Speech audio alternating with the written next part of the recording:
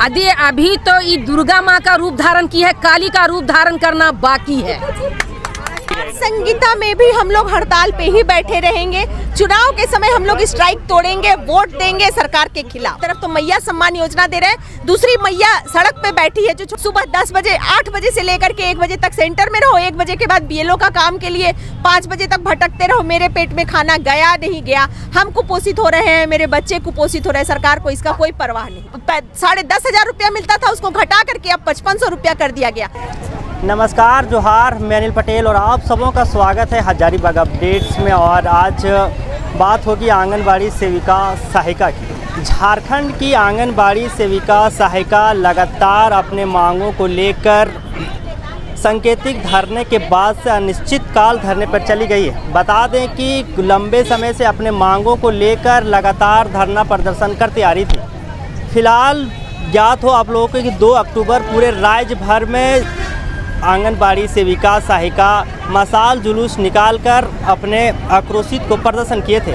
वहीं हजारीबाग में उस दिन 2 अक्टूबर यानी उस दिन माननीय भारत के प्रधानमंत्री नरेंद्र मोदी आए थे। इसके वजह से यह प्रोग्राम टल के 3 अक्टूबर को कर दिया गया था।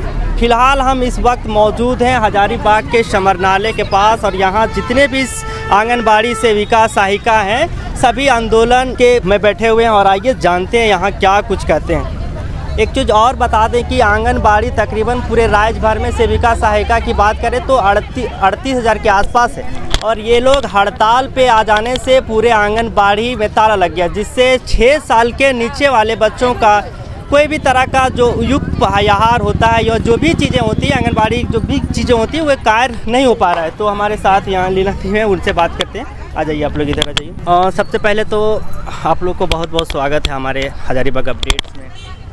अब बताइए, अनिश्चितकाल हड़ताल पर अब चली गई हैं, तो पूरा राज्य भर के आंगनबाड़ी सेविका सहायिका तकरीबन 38,000, तो कितना परेशानियाँ हो रहे होगा आसपास के क्षेत्रों में? हम लोगों के हड़ताल पे जाने से छोटे छोटे बच्चों को जो पूरक पोषाहार मिलता था, बच्चे इस उम्मीद में आते थे कि आज हमको आंगनबाड़ी में स्वादिष्ट खाना मिलेगा, अंडा मिलेगा, हलवा मिलेगा, वो वापस लौट करके वैसे ही जा रहे हैं। हम लोग को भी बुरा लग रहा है, हम लोग को भी अच्छा नहीं लग रहा है, लेकिन क्या करें, सरकार हमारी मांग मान नहीं रही है। आज हमारे हड़ताल का 3रा दिन है, सरकार के कान में जू नहीं रेंगा है कि हाँ हम इनकी मांग को पूरा कर दें। हमारी माएँ बहनें, एक तरफ तो मैया सम्मान योजना दे रहे हैं, दूसरी मैया सड़क पे बैठी है जो छोटे छोटे नौनिहालों का ध्यान रखती है, छोटे छोटे बाल गोपाल का ध्यान रखती है, वो सड़क पे बैठी हुई है अपने मांग को लेकर के। ये उनको एहसास ही नहीं हो रहा है कि माँ बहनें हमारे सड़क पे बैठी है, हम उनका मांग पूरा कर दें, हम उनको पेंशन दे दें। वो घर जाएंगी, क्या लेकर के जाएंगी आज जब रिटायर करेंगी? तो अस्थायीकरण नहीं करते हैं, मानदेय नहीं बढ़ाते। इस महंगाई में क्या होता है जब न्यूनतम मजदूरी भी हमको नहीं मिल रहा है? कैसे हम लोग अपना गुजारा करें, भरण पोषण करें? महंगाई दुनिया का बढ़ते जा रहा है, मानदेय और घटते जा रहा है, जहाँ के जस के तस है। पहले जो 10,500 रुपया मिलता था उसको घटा करके अब 5500 रुपया कर दिया गया। केंद्र सरकार का पैसा अलग हम लोग को नहीं मिल रहा है, केंद्र सरकार का 6 महीना से पैसा बाकी है। पोषाहार का पैसा 3 महीना 4 महीना चला लो, 5500 रुपया मानदेय मिलता है, उसमें किस दुकानदार को उधारी हम दें? इतना पैसा वाला हम लोग हो गए हैं कि 5500 रुपया मिलता है और उसमें 15,000 हम लोग पोषाहार उधारी चलाते रहते हैं। पैसा हम लोग को समय से नहीं मिलता है, मानदेय समय से नहीं मिलता है जो मिल रहा है, और उसके बाद कोई सुविधा नाम पे हम लोगों को कुछ भी नहीं दिया जा रहा है। सुबह 10 बजे 8 बजे से लेकर के 1 बजे तक सेंटर में रहो, 1 बजे के बाद BLO का काम के लिए 5 बजे तक भटकते रहो। मेरे पेट में खाना गया नहीं गया, हम कुपोषित हो रहे हैं, मेरे बच्चे कुपोषित हो रहे हैं, सरकार को इसका कोई परवाह नहीं।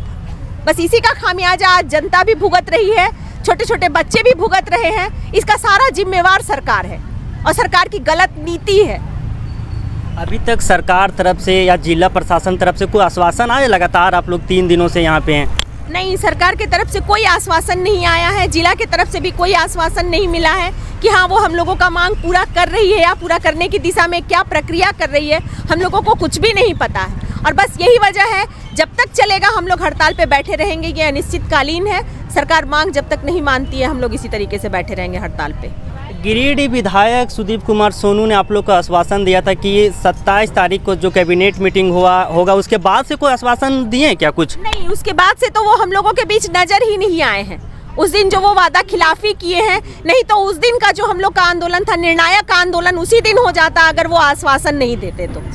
क्योंकि बहुत मुश्किल से लोग सड़क पे उतरता है, और सड़क पे उतरे थे, मुख्यमंत्री आवास तक जाते, उनके कान तक अपने बात को डायरेक्ट अगर पहुंचाते तो हो सकता है वो हमारी मांग को मान लेते। लेकिन माध्यम सुदीव्य कुमार सोनू जी बन करके हम लोगों के आंदोलन को रोकने का काम किए, और हम लोग का हक भी हम लोग को नहीं दिलवाए। बस यही वजह है कि हम लोग आज हड़ताल पे बैठे हैं। फिर आप लोग मिलने की कोशिश नहीं किए सुदीप कुमार सोनू जी से? अब तो हम लोग हड़ताल पे आ गए हैं, अब मिलने जुलने का रास्ता बंद हो गया है। वो जो एक सेतु था ना, वो जब तक हम लोग उनको आश्वासन दे रहे थे, हम लोग उनसे अनुरोध आग्रह कर रहे थे कि मांग मान लीजिए, हम सड़क पे नहीं उतरेंगे, अब तो वो मांग पूरा करके दे, स्ट्राइक टूटेगा बस। कहीं ना कहीं इस आंदोलन से आम जनता का खामियाजा भुगतना पड़ेगा, और बहुत लंबे समय तक इस तरह चला तो बहुत लंबे समय तक भुगतना पड़ जाएगा। बहुत लंबे समय तक अगर ये आंदोलन चला तो सबसे पहले चुनाव कार्य बाधित हो जाएगा। पूरक पोषाहार तो बाधित हो ही रहा है, चुनाव कार्य पूर्ण रूपेण बाधित हो जाएगा। अभी जितने भी बच्चे हमारे 18 साल पूरा कर रहे थे, उनका सावित्रीबाई फुले योजना में उनका नामांकन हो रहा था, उसका लाभ उनको मिल रहा था। हम 18 साल पे जब वोटर आईडी बनाते तभी ये लाभ उनको मिलता। सारा का सारा फ्लॉप हो जाएगा सरकार का। वोटर आईडी का काम, चुनाव आयोग का काम सब बाधित हो रहा है। पूरक पोषाहार कार्यक्रम, स्कूल पूर्व शिक्षा बाधित हो रहा है। नया ईसीसी का प्रशिक्षण हुआ था अभी हम लोगों का, उसके तहत बच्चों के साथ हम लोग को काम करना था, वो बाधित हो रहा है। सब कुछ बाधित हो रहा है। फिर आपसे जुड़ेंगे, फिलहाल और किन्हीं से जुड़ जाते हैं। और आप आ जाने दीजिए थोड़ा सा अंदर। आप बताइए मैम, जिस तरह से आप लोग लगातार इस तरह आंदोलन है, आक्रोश में है, सरकार आप लोग के वादे खिलाफी जो हुआ, आप लोग तो कितना खुश है, नाखुश है, क्या कहना चाह रहे हैं? हम लोग इस बाल विकास में जो काम कर रहे हैं, इससे हम लोग बहुत नाखुश हैं। काहे, हम लोग को जो सरकार जो पोषाहार की पैसा भी देती है, वो भी मार्केट रेट से नहीं देती है। यदि उसका रेट है राहड़ दाल 180 रुपये किलो, तो 100 रुपया का रेट मिलता है, उससे भी नहीं चल पाएगा। दूसरी चीज़ है कि बच्चे लोग और गर्भवती मातृत्व वंदना वाला तो काम भी रुका हुआ है। निर्वाचन का भी काम हम ही लोग से ले रहा है, एमडी का काम हम ही लोग से, मतलब पूरे विभाग का जितना जमीनी स्तर का काम है वो एक सेविका कर रही है, और सेविका को कुछ मिल नहीं रहा है, कुछ नहीं। केवल आप फील्ड का काम कीजिए, उसके अलावे आप सब्र के गति में बैठे रहिए। तो कब तक सब्र करें, और कब तक हम लोग इस लड़ाई में लड़ें? एक बार हम लोग जानना चाहेंगे, जो 8 सूत्री मांगों को लेकर आप लोग आंदोलनरत हैं, वो एक बार आप दर्शकों को बता दीजिए कि क्या क्या आप लोगों की मांगे हैं, जो सरकार अभी तक कोई कदम नहीं, कोई पहल की है अभी तक, आप बता दीजिए। हाँ, हमारी 8 सूत्री मांग में जो हमारा सबसे पहला मांग है ना, सरकार नियमावली बनाई थी 2018 में जब हम लोग आंदोलन कर रहे थे। उस नियमावली में था कि जब सेविका या सहायिका किसी की मृत्यु होती है तो बिना किसी कंडीशन के उसी के घर से किसी को लिया जाएगा। लेकिन जब ये सदन में प्रस्ताव पारित हुआ, उसमें वो 10 कंडीशन लगा दिए। इतना कंडीशन लगा दिए कि जब किसी का बाहर से बहाली होगा तब वो उस शर्त पे उसको पूरा करेगी। माने अनुकंपा का लाभ उसमें समाप्त हो गया उस नियमावली में। तो सबसे पहला मांग है कि उसको बिल्कुल पूरी तरह से निरस्त करते हुए फ्रेश संविधान में फिर से उसको कैबिनेट में पास करवाएं, बिना किसी कंडीशन के। जब कोई सेविका डेथ करती है या सहायिका डेथ करती है तो सीधे उसके घर से, जैसे अन्य विभाग में सीधे अनुकंपा के आधार पर नियुक्ति होता है, बिना किसी कंडीशन के सेविका को लिया जाए उसके घर से। ये पहला मांग है। दूसरा मांग हमारा, जब तक सरकार अस्थायी नहीं करती है हम लोगों को, तब तक जो सरकार द्वारा निर्धारित न्यूनतम मजदूरी है या एक प्रशिक्षित टीचर का जो पेमेंट है वो हम लोग को दिया जाए। दूसरा ये हमारा मांग है। तीसरा हमारा जो एक और मुख्य मांग है ना, पेंशन योजना से जो हमारी सेविका सहायिका बहन आज के डेट में रिटायर कर रही है, क्योंकि ये परियोजना 50 वर्ष चल चुका है और बहुत सी सेविका सहायिका अगले 3-4 सालों में रिटायर करेगी, वो घर बैठेगी, तो उसको पेंशन योजना से जोड़ा जाए ग्रेचुइटी का लाभ देते हुए। क्योंकि ग्रेचुइटी का जो लाभ है ना, ये सुप्रीम कोर्ट लागू कर चुका है और गुजरात की सेविका को मिल रहा है। सुप्रीम कोर्ट का ऑर्डर है कि किसी को भी ग्रेचुइटी योजना दिए बिना घर नहीं बैठाना, जिसको झारखंड सरकार नहीं मान रही है, और हम चाहते हैं कि इसको झारखंड सरकार मान ले और हमको ग्रेचुइटी से जोड़ा जाए। उसके बाद पेंशन से जोड़ा जाए, ग्रेचुइटी से जोड़ा जाए। और हम लोगों का एक और मांग है, जो मानदेय हम लोगों का बढ़ोतरी होता है, जैसे मान लीजिए आज के समय में अगर 500 रुपया मेरा हर महीने बढ़ रहा है तो उसमें 250 रुपया मेरा EPF में डाला जाए, उसमें उतना ही राशि अगर सरकार जोड़ के दे देती है, तो जब हम रिटायर करके बैठेंगे ना, तो स्वतः मेरा 5 लाख 10 लाख या जो भी एक राशि वो तो हमको स्वतः मिलेगा। तो ये हमारा मांग है कि EPF से हमको जोड़ा जाए। विभाग का सारा काम हम लोग ऑनलाइन करते हैं, लेकिन सरकार आज तक हम लोग को मोबाइल नहीं दिया। तो क्या हम अपना मोबाइल लगा लगा करके सरकार का काम करते रहे? सरकार अभी तक मोबाइल नहीं दिया, जबकि अभी का समय 5G का समय है। गांव में हम लोग काम करते, नेटवर्क नहीं पकड़ता है। हम लोग का पुराना मोबाइल है, पति का मोबाइल है, बच्चा का मोबाइल है, उससे हम लोग BLO में भी मोबाइल नहीं मिला, किसी में भी मोबाइल नहीं मिला। तो हम लोग एक अच्छे क्वालिटी का मोबाइल का सरकार से मांग करते हैं। उसके बाद पोषाहार का जो दर है ना, वो कम से कम जो बाजार दर होता है वो हम लोगों को भुगतान किया जाए। आज के दर में जब हम खुद अपने लिए दाल लाने गए तो 180 रुपए किलो दाल है, और जो विभाग हमको दे रहा है वो 86 रुपए का रेट दे रहा है। अंडा बाजार में अभी 7.5 रुपए हमको गाँव में मिल रहा है। सरकार कहती है स्थानीय बाजार से खरीदिए, 7.5 रुपए अंडा हम लोगों को सरकार बाजार से खरीदना पड़ता है, और विभाग हम लोग को 6 रुपया दे रहा है। तो इसमें गलत नहीं करे इंसान तो क्या करे?